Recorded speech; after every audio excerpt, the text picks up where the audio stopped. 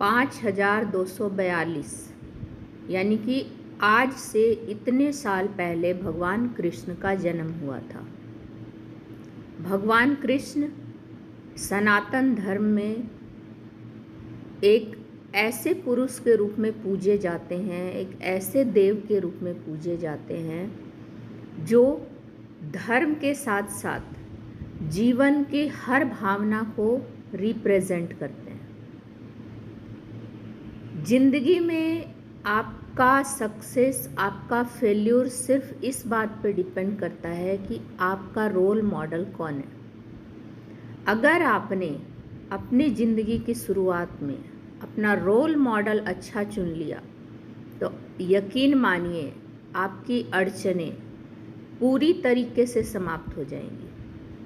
अगर आपने शुरू में रास्ता अच्छा चुन लिया तो मंजिल तक आप बहुत आसानी से पहुंच जाते हैं। कृष्ण का जन्म उत्सव हम मनाने जा रहे हैं तो कृष्ण की ही बात करते हैं आज हम, क्योंकि उनसे ज़्यादा आइडियल पुरुष अभी तक 5242 सालों बाद तक नहीं हुआ।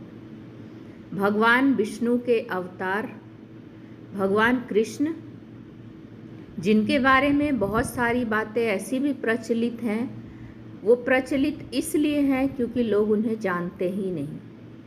लोग सुनी सुनाई बातों पर कृष्ण को भगवान या फिर ना मानने। भारतवर्ष में एक जगह था जिसका नाम था प्राज्योतिषपुर और वहाँ का राजा था नरकासुर। हमने सुना है कि कृष्ण की 16,108 रानियाँ थी, पर ये हमने सुना है, हमने कृष्ण को जाना ही नहीं है। आज हम औरतों के तिरस्कार की, औरतों की दुर्व्यवहार की, औरतों के जो नाश की बातें करते हैं, हमें कृष्ण से बड़ा उदाहरण नहीं मिलेगा जो औरतों की इज्जत कैसे की जाती है, औरतों की बात कैसे रखी जाती है, औरत का सम्मान कैसे किया जाता है, और औरत का अगर कोई अपमान करे तो उसका नाश कैसे किया जाता है। वो कृष्ण से ज़्यादा हमें कोई नहीं सिखा सकता। तो नरकासुर ने 16,100 लड़कियों का अपहरण कर लिया था। कृष्ण ने नरकासुर को बहुत समझाया पर वो नहीं माना। तब कृष्ण ने नरकासुर से युद्ध किया, उसे हराया और उस 16,100 लड़कियों को छुड़ाकर उनके घर लेकर गए। पर उनके घर वालों ने समाज के भय से, क्योंकि उसका अपहरण हो चुका था, उन सभी को अपनाने से इनकार कर दिया।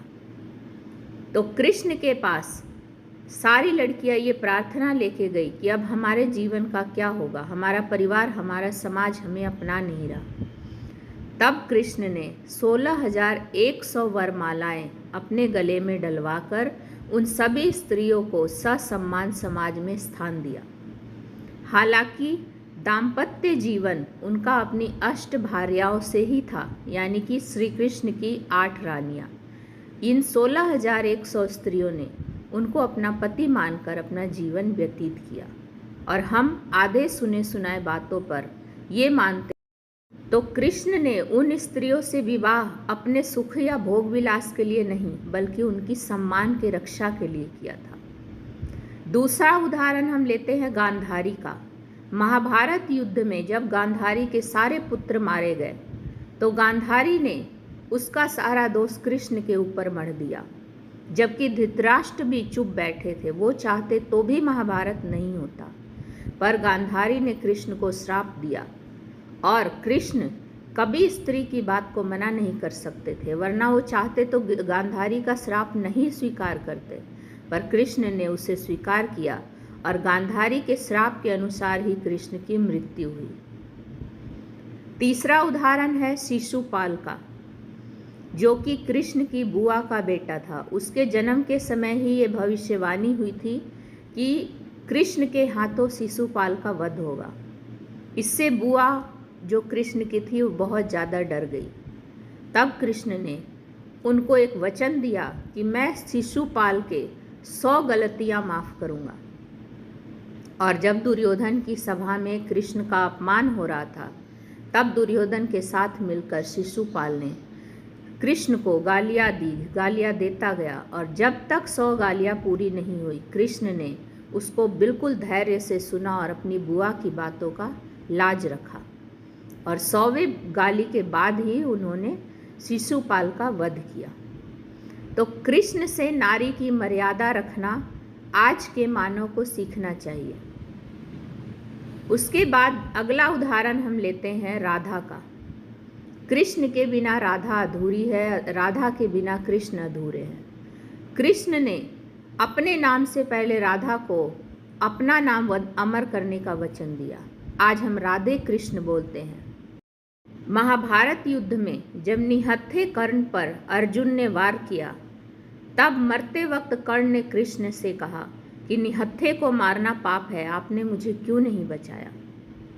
तब कृष्ण ने कहा, जब भरी सभा में द्रौपदी का अपमान हो रहा था, तब तुम दुर्योधन के साथ बैठे थे, तब पाप पुण्य कहाँ था। तो कृष्ण से हमें ये भी सीख मिलती है कि चाहे वो अपमान करे या ना करे, अगर कोई आदमी औरत के ऊपर हो रहे अपमान में शामिल होता है, वो भी उतना ही दंड का अधिकारी है। द्रौपदी जो कि कृष्ण को अपना सखा मानती थी, भाई मानती थी, जब उसके ऊपर विपत्ति आई तो कृष्ण ने उसकी लाज बचाई।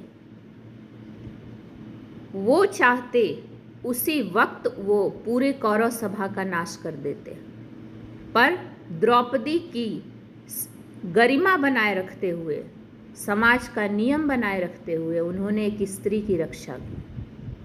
तो कृष्ण से ज़्यादा हमें स्त्री का सम्मान, स्त्री के प्रति हमारा व्यवहार शायद ही कोई समझा सकता है।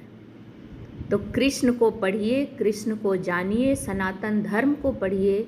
सनातन धर्म में वो सब कुछ है जो आज आप विज्ञान में खोजते हैं। और आप सभी को जन्माष्टमी की हार्दिक शुभकामनाएं। कृष्ण राधा सबके ऊपर अपनी कृपा बनाए रखे। जय श्री राधे।